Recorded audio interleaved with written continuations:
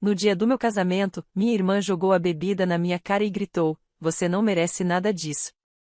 Minha mãe a puxou para perto e disse: "Ela está sofrendo, ignore." E eu ignorei.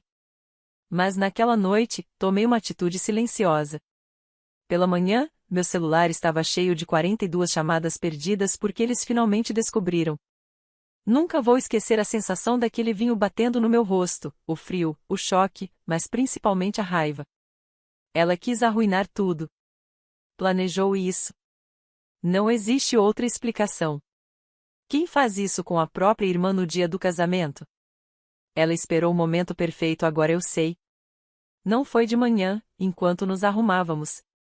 Nem durante a cerimônia. Ela esperou até eu estar sorrindo o mais largo possível, dançando com meu marido pela primeira vez como esposa, cercada de pessoas que nos amavam. Esperou até as câmeras estarem apontadas para mim, até as luzes estarem perfeitas, até eu estar tão feliz que por um instante esqueci que ela me odiava. Foi então que ela saiu da multidão, copo na mão, e atirou direto em mim. A bebida atingiu meu rosto, meu peito e a frente do meu vestido. Vinho tinto do tipo que mancha para sempre. E, entre os suspiros chocados, o tilintar dos copos e o silêncio repentino, a voz dela ecoou pelo salão: "Você não merece nada disso." Fiquei ali, encharcada, com meu vestido arruinado, e tudo em que consegui pensar foi: ela fez de propósito. Não foi um erro de bêbada. Foi planejado. Como se ela tivesse esperado seu sinal. Como se não suportasse me ver ter algo que ela não tinha. Olhei para ela de verdade e percebi o quanto ela estava gostando daquilo. Parecia orgulhosa.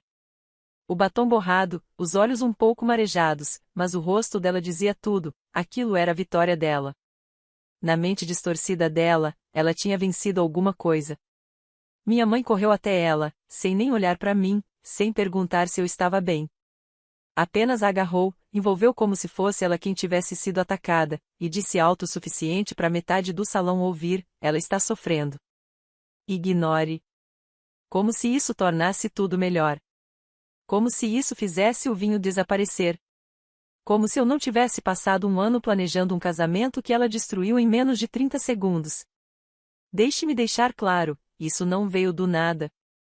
Ela tem inveja de mim há anos, mas disfarça com aquele papo falso de boêmia, sempre falando sobre se encontrar, buscar liberdade, ser espiritual demais para um trabalho de verdade.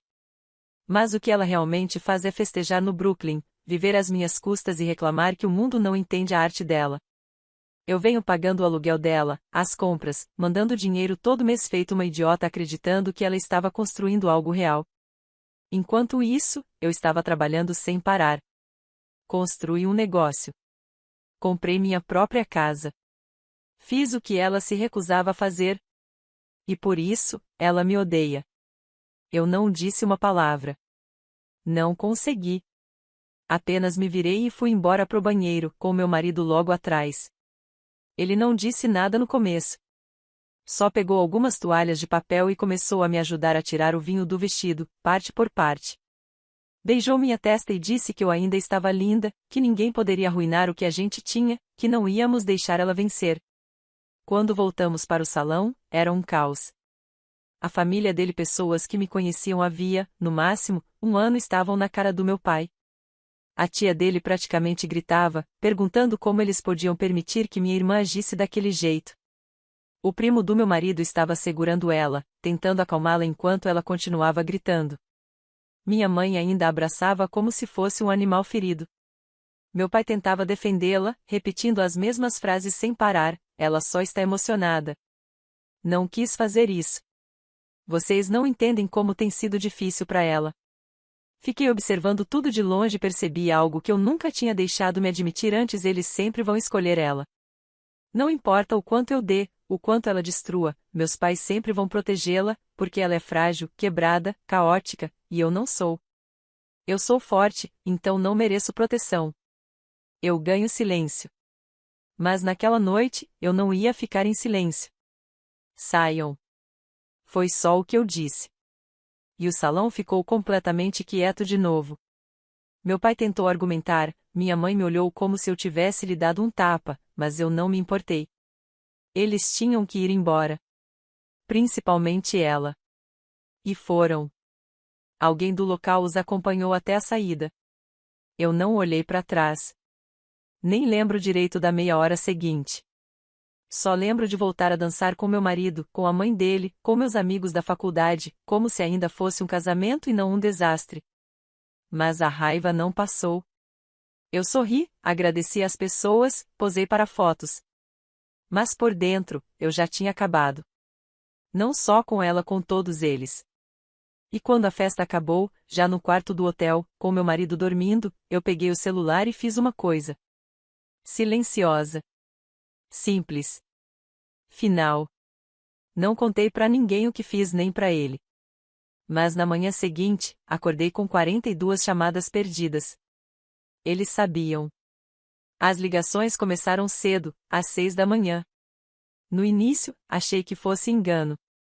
Mas aí vi os nomes: mãe, pai, mãe de novo, depois, ela. Nenhuma mensagem de voz. Só chamadas perdidas. 14 só da minha irmã. 42 no total, quando finalmente levantei da cama. Eles tinham descoberto. Na noite anterior, enquanto todos dormiam depois do bolo e do champanhe, eu sentei na cama ao lado do meu marido, ainda com a maquiagem e os brincos de noiva, e abri o notebook. Levei 10 minutos para encerrar tudo. Tirei meu nome do contrato de aluguel da minha irmã. Cancelei todos os pagamentos das contas e do aluguel dos meus pais. Liguei pro meu advogado e pedi para congelar a conta conjunta. Lavei minhas mãos deles. Passaram anos me tratando como um plano reserva. E no único dia em que deveriam ter ficado do meu lado, me lembraram exatamente qual era o meu lugar. Então, eu apenas lembrei a eles qual seria o deles sem mim. Por volta do meio-dia, começaram a chegar as mensagens da minha mãe. Querida, alguma coisa está errada na conta bancária. O aluguel estourou. Isso tem a ver com o que aconteceu no casamento? Sua irmã está passando por muita coisa. Por favor, não faça nada precipitado. Precipitado? Fiquei olhando para essa palavra por um bom tempo. Foi assim que eles viram. Uma decisão precipitada. Não o acúmulo de anos de favoritismo, chantagem emocional e dependência financeira. Não o grito no salão de recepção ou o vinho manchando o vestido que eu escolhi com tanto carinho. Não aquilo foi só um momento de emoção, mas eu cortar eles fora? Isso foi longe demais. Não respondi. Desativei as notificações e passei o dia com meu marido. Fomos até o rio, pegamos comida na lanchonete da esquina e comemos no parque como fazíamos quando namorávamos. Eu não queria falar sobre o casamento nem sobre eles. Ainda não. No dia seguinte, o tom das mensagens mudou. Acabou a preocupação mansa. Veio culpa e acusação. Meu pai mandou um texto de 4 parágrafos sobre como família permanece unida aconteça o que acontecer. Disse que eu estava exagerando, que minha irmã tinha sido humilhada e precisava de apoio mais do que nunca, que eu deveria ser a pessoa maior. Então minha irmã me mandou mensagem. Sem pedido de desculpas. Sem reconhecimento. Só isso. Então você tá realmente falando sério em nos cortar? Foi do tipo de mensagem que se manda quando acha que a outra pessoa está blefando. Quando ainda acredita que vão ceder. Eu não respondi. Alguns dias depois voltei de uma caminhada matinal e os encontrei parados do lado de fora do nosso prédio. Tinham descoberto nosso novo endereço. Senti o estômago despencar. Não era exatamente medo, mas me senti exposta, como se tivessem rompido um limite que eu não estava pronta para defender em voz alta. Meu marido abriu a porta. Manteve-a entreaberta. Não os convidou a entrar de primeira. Observei do corredor. Ele falou uma coisa para eles: vocês não vão trazer drama para dentro desta casa. Depois de algum tempo, deixou-os entrar, mas só depois que prometeram que vinham para conversar, não para discutir. Quando entrei na sala, parecia que eu tinha pisado num palco em que nunca fiz teste. Minha mãe estava com cara de chorosa. Meu pai tenso. Minha irmã sentada na beirada do sofá, meio caída, como se tudo aquilo fosse abaixo dela. Começou com aquela doçura falsa que usa quando quer algo. Disse que errou, mas que eu a envergonhei fazendo tanto escândalo. Que estava sob pressão. Que o casamento a fez sentir um fracasso. que eu a havia abandonado e por isso ela perdeu o controle. A voz dela era falsa, calma, como se estivesse explicando uma multa de estacionamento. Minha mãe pulou em defesa, pedindo que eu considerasse que aquilo não era quem ela realmente é. Meu pai disse que precisávamos curar e perdoar. Que a questão do dinheiro era desnecessária e vingativa. Minha irmã não disse desculpa nenhuma vez. Só me encarava, braços cruzados, mantendo meu rosto imóvel. Então me aproximei e dei um tapa nela. Sem aviso, sem gritar, um tapa seco, forte. Ele me olhou, atônito. Minha mãe ofegou. Meu pai começou a dizer algo, mas desistiu. Você arruinou meu casamento. Me humilhou. Envergonhou toda a nossa família. E agora vem aqui fingir que eu é que fui longe demais. Eles não souberam o que responder. Pela primeira vez, ninguém a defendeu. Saíram pouco depois em silêncio dessa vez. Foi aí que o verdadeiro desmoronamento começou. Deixaram nosso apartamento sem mais uma palavra. Sem drama, sem gritos, nem mesmo um último olhar. Minha mãe parecia querer dizer algo, mas não disse. Meu pai segurou a porta para minha irmã passar e, pela primeira vez em muito tempo, ela não tinha aquele ar de superioridade. Parecia abalada, como se algo tivesse mudado e ela não soubesse como consertar. Pela primeira vez em anos, senti paz. Não alegria, nem vitória, apenas silêncio. Mas esse silêncio não durou muito. As consequências vieram rápido. No fim da semana, recebi uma mensagem de um número desconhecido. Era colega de quarto da minha irmã, em Nova York. Disse que ela tinha se mudado. Simplesmente fez as malas e foi embora. Não contou para onde estava indo, mas eu sabia que só havia um lugar possível: de volta para casa.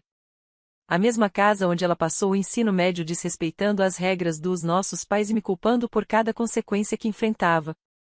De volta ao teto deles, provavelmente já agindo como se fosse a vítima de tudo isso. Imaginei ela sentada à mesa da cozinha antiga, contando para nossa mãe que eu tinha enlouquecido, que o casamento nem tinha sido tão importante assim, que eu a agredi sem motivo, que fui egoísta por cortá-los. Mas, dessa vez, não havia mais fios ligando a gente. Sem contas conjuntas, sem aluguel, sem ajuda financeira. Ela estava oficialmente por conta própria e eles também. As ligações diminuíram depois disso. E então pararam de vez. Cerca de uma semana após o tapa, meu advogado ligou para confirmar que a última conta conjunta havia sido encerrada.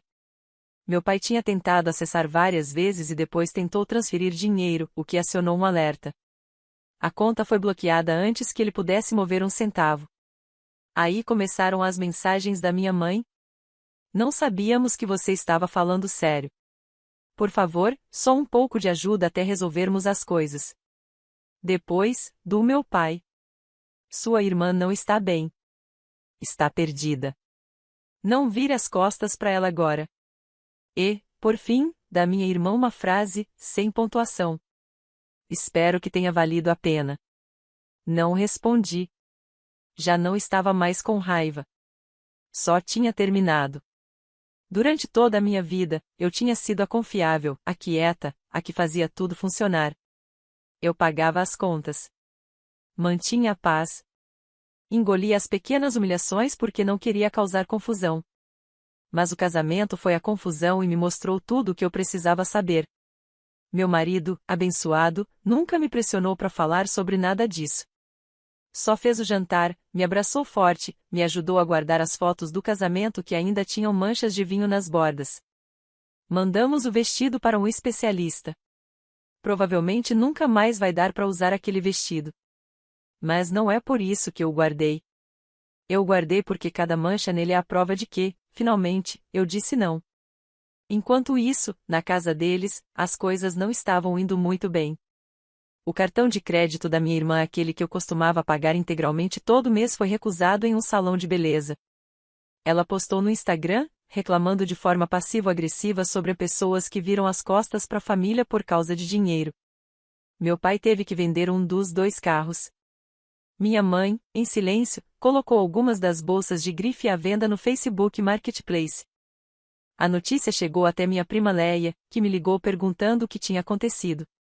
Contei a verdade. Ela disse: fez bem. Todos nós estávamos esperando alguém finalmente dizer isso. Foi aí que percebi que todo mundo sabia, só tinham escolhido não se meter. Agora eles sabiam. O que começou no meu casamento não foi apenas uma ruptura. Foi um holofote. E agora eles não podiam mais se esconder. Eles saíram do nosso apartamento sem dizer nada. Sem drama, sem justificativas, sem tentativas de me fazer sentir culpada. O maxilar do meu pai estava travado. Minha mãe não conseguia me olhar. E minha irmã, pela primeira vez na vida, parecia insegura. Segurava a bolsa com força, como uma criança agarrada à única coisa que ainda tem. Fiquei parada na porta por um tempo, ouvindo o som dos passos dele se afastando pelo corredor. O silêncio que veio depois não foi agradável. Soou estranho como ficar do lado de fora depois de uma tempestade e perceber que a casa ainda está de pé, mas algo lá no fundo da estrutura mudou. Esperei a culpa chegar. Ela nunca veio. No dia seguinte, recebi uma ligação de um número desconhecido. Ignorei. Depois veio uma mensagem. Oi, aqui é a Bri. Moro com sua irmã. Só para avisar que ela foi embora hoje. Não vai voltar. Levou todas as coisas e disse que está voltando para casa. Claro que estava. Não tinha mais para onde ir. Sem mim, o sonho de Nova York acabou. Sem aluguel pago em dia.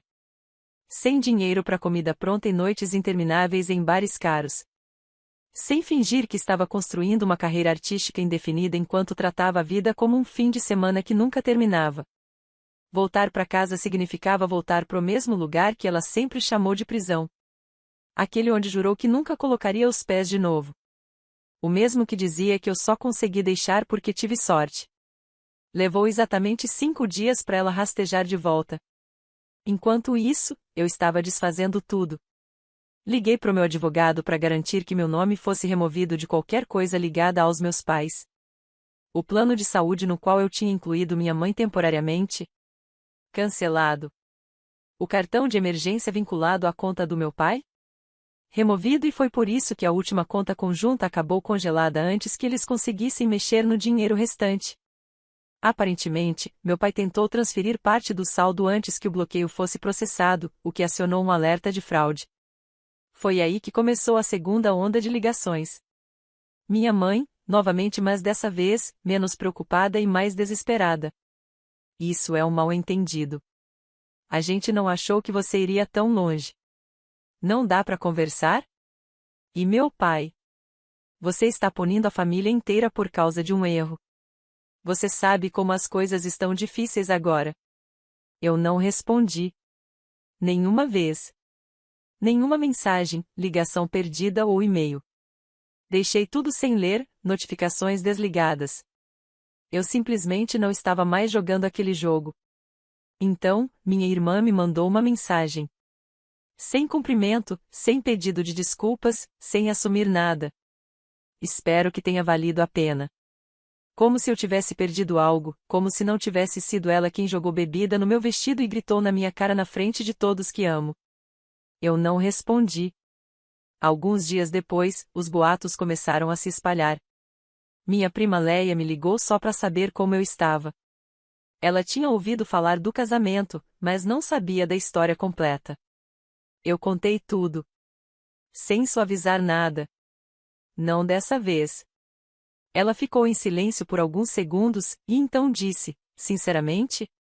Ainda bem. Já estava na hora de alguém nessa família fazer o que você fez. Todo mundo vê como tratam sua irmã como uma bonequinha frágil e esperam que o resto de nós limpe a bagunça. Essa conversa ficou na minha cabeça. Foi a primeira vez que percebi que eu não era a única que notava tudo, só a única que finalmente traçou um limite. E foi aí que a verdadeira queda começou. O cartão de crédito da minha irmã, aquele que eu pagava todo mês, foi recusado quando ela tentou pagar uma manicure.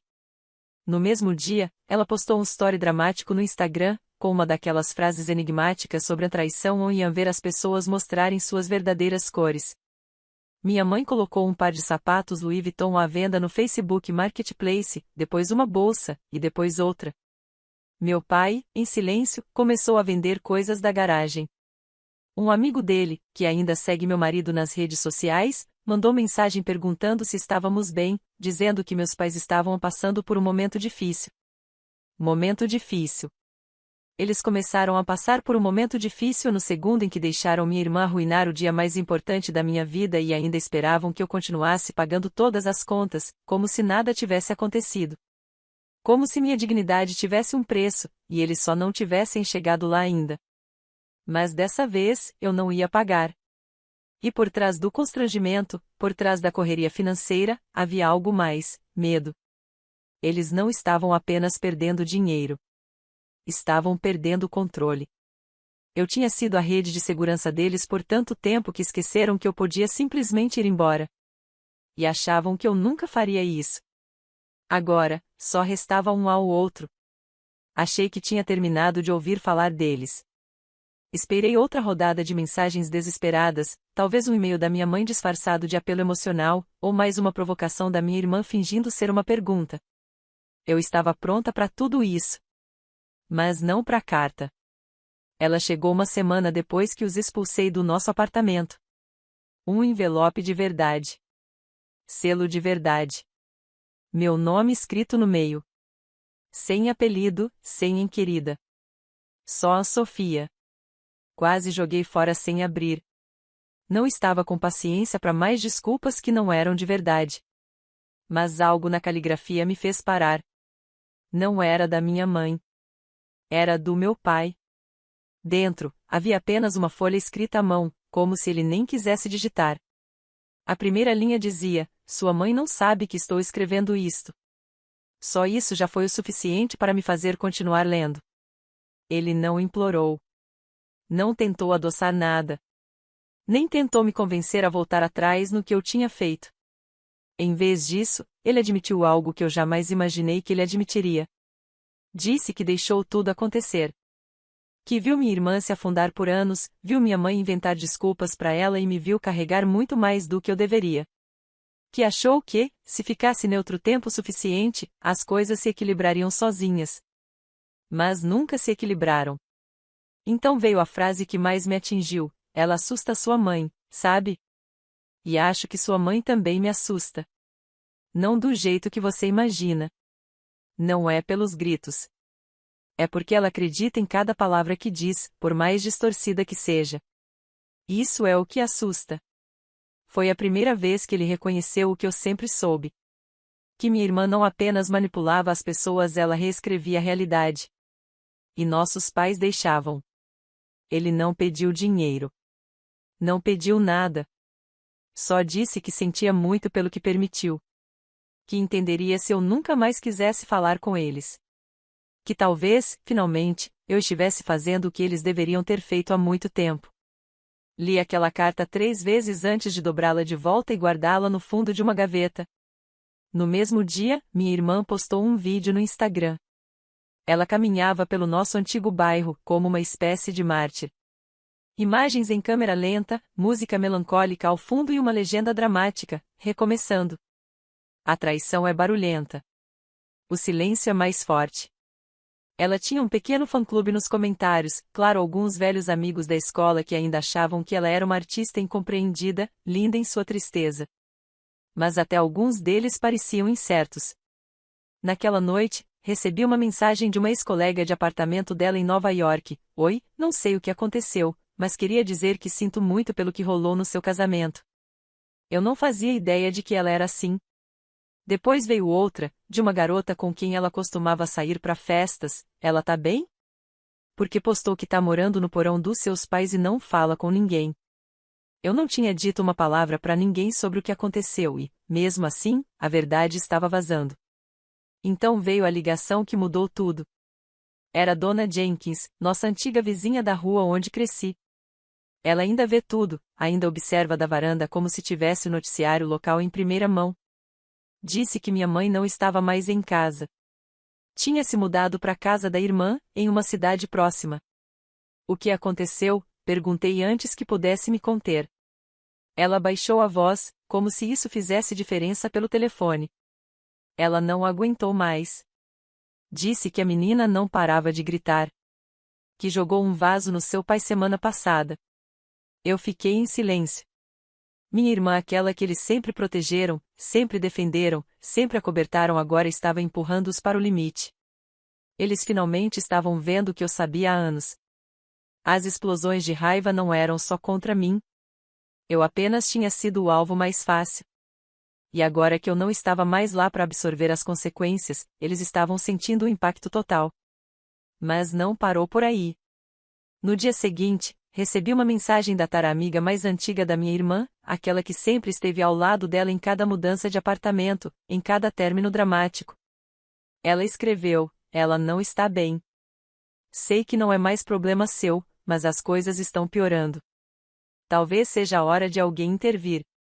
E só isso. Nenhuma despedida, nenhuma pergunta. Apenas deixou a mensagem ali. Eu não respondi. Nem sabia o que poderia dizer. O que eu diria? Passei anos segurando tudo, pagando as contas, mantendo a paz, sendo adulto enquanto todos os outros agiam como crianças. E quando finalmente dei um passo para trás, tudo desmoronou. Mas aqui está a parte que ninguém esperava: eu não me senti bem com isso. Não senti satisfação, nem orgulho, nem vingança. Senti um vazio. Não porque eu sentisse falta deles, mas porque aquilo não era uma revanche. Era apenas a realidade. E a realidade é muito mais silenciosa do que as pessoas imaginam.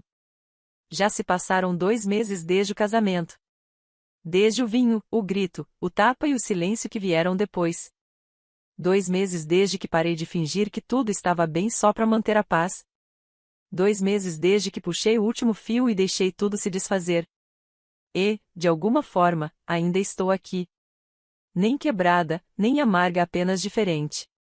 Não liguei para eles depois daquela noite. Não procurei para agradecer pelas desculpas, nem para saber como estavam, nem para oferecer perdão. Deixei tudo como estava.